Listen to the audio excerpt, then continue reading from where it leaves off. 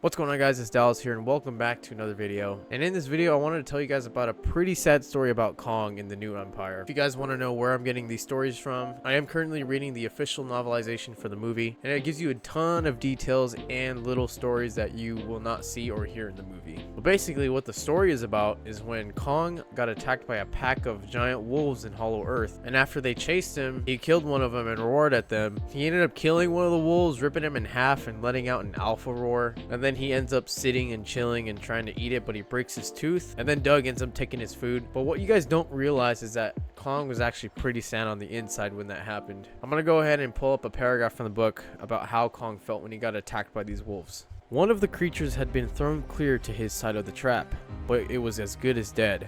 He picked up the broken body, lifting it over his head, shouting rage and challenge.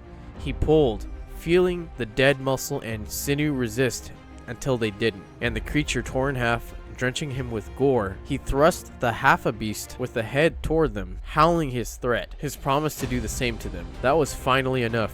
Shaken from their hunger rage, the remaining members of their pack yelped in fear and ran back to the way they had come. Panting triumph, Kong lowered his prize, then dropped it on the ground. As his own fury cleared, he realized his fur was sticky with blood and guts, which did not please him at all.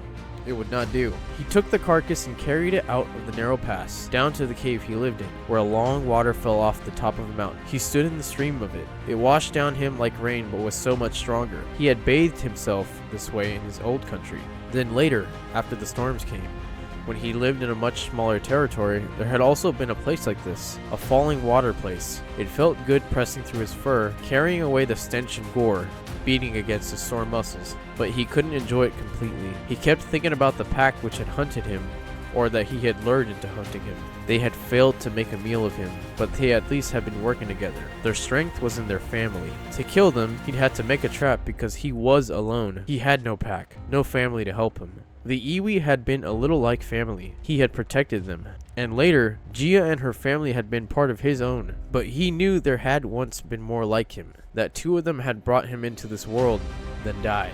He had seen their bones, but he couldn't remember them alive.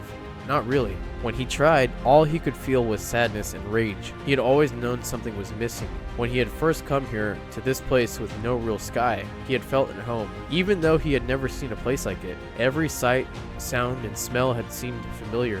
He expected to find more apes like him, his family. He found signs that they had been there. He found a dwelling, a throne, weapons they had left behind, but never another like him. He thought they must all be dead.